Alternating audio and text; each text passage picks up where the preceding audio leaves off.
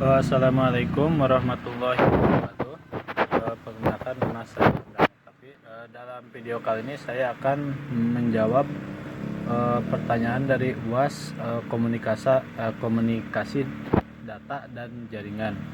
Yang pertama, jelaskan pengertian DHCP dan jelaskan mekanisme komunikasi DHCP server dengan klien. Jadi Dynamic Configuration Protocol adalah layanan yang diberikan oleh komputer server kepada komputer klien, yaitu berupa layanan IP address secara otomatis. Layanan yang memberikan IP address tersebut dinamakan DHCP server, dan yang menerima IP address tersebut adalah DHCP klien. Sehingga pemanfaatan DHCP sangat berguna agar seseorang administrator tidak perlu lagi memberikan IP address secara manual. Nah, IP address tersebut sudah diatur sebelumnya di komputer server sesuai jumlah klien dan waktu penggunaan IP yang dibutuhkan. Sehingga jika IP address sudah habis, maka komputer klien tidak dapat bergabung lagi. Nah, dalam DHCP juga dikenal dengan yang namanya list period, yaitu lama periode atau pemakaian IP yang akan dan dapat digunakan pada komputer klien.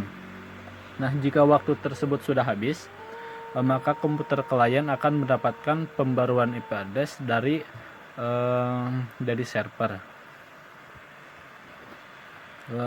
Lalu nomor 2, jelaskan apa yang dimaksud dengan subnetting dan berikan contohnya pada setiap kelas IP. Subnetting adalah proses memecah suatu IP jaringan ke subjaringan yang lebih kecil yang disebut subnet. Nah, setiap subnet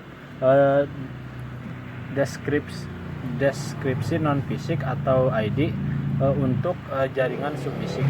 Biasanya jaringan beralih dari host yang mengandung satu router dalam jaringan multi. Nah, ada beberapa alasan mengapa perlu melakukan subnetting. Yang pertama, untuk mengefisienkan alokasi IP address dalam sebuah jaringan supaya memaksimalkan penggunaan IP address. Nah, mengatasi masalah perbedaan hardware dan media fisik yang digunakan dalam suatu network. Karena router IP hanya dapat mengintegrasikan berbagai network dengan media fisik yang berbeda jika setiap network memiliki address network yang unik.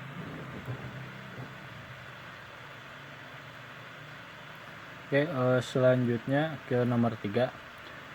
Jadi beri penjelasan lengkap tentang cloud computing, baik tentang definisi maupun karakteristik cloud computing.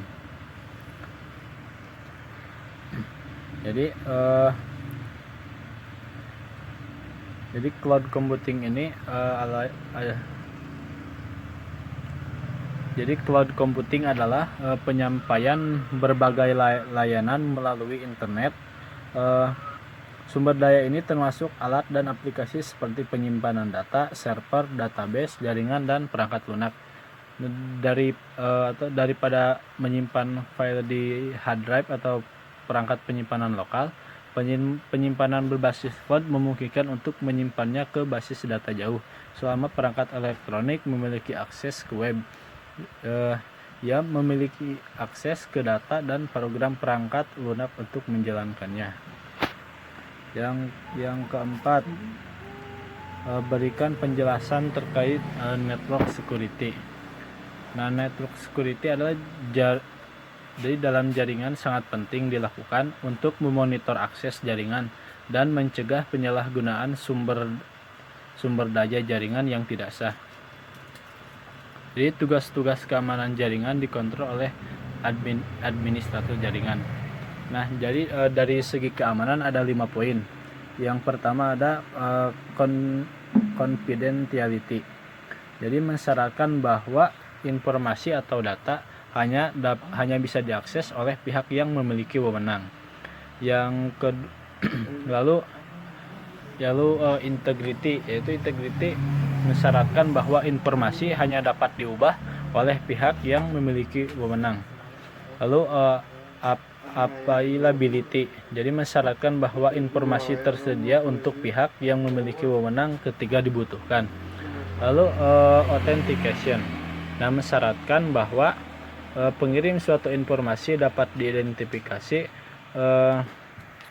dengan benar dan ada jaminan bahwa identitas yang didapat tidak palsu. Lalu ada non repudiation. Menjadi mensyaratkan bahwa baik pengirim maupun penerima informasi tidak dapat menyangkal pengiriman dan penerimaan pesan.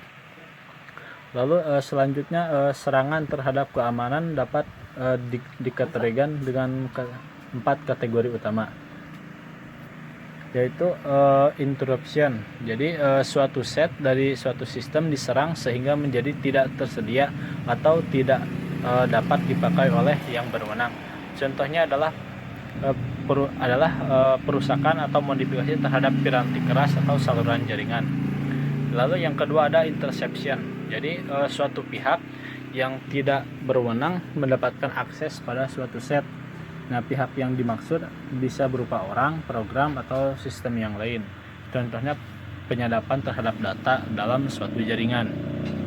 Lalu yang ketiga ada modification. Jadi suatu pihak yang tidak berwenang dapat melakukan perubahan terhadap suatu set. Contohnya adalah perubahan nilai pada file data dan modifikasi program sehingga menjalan dengan tidak semestinya, dan modifikasi pesan yang sedang ditransmisikan dalam jaringan. Lalu keempat ada publication. Nah, jadi suatu pihak yang tidak berwenang menyisipkan objek palsu ke dalam sistem. Jadi contohnya pengiriman pesan melalui kepada orang lain. Sekian dari saya. Assalamualaikum warahmatullahi wabarakatuh.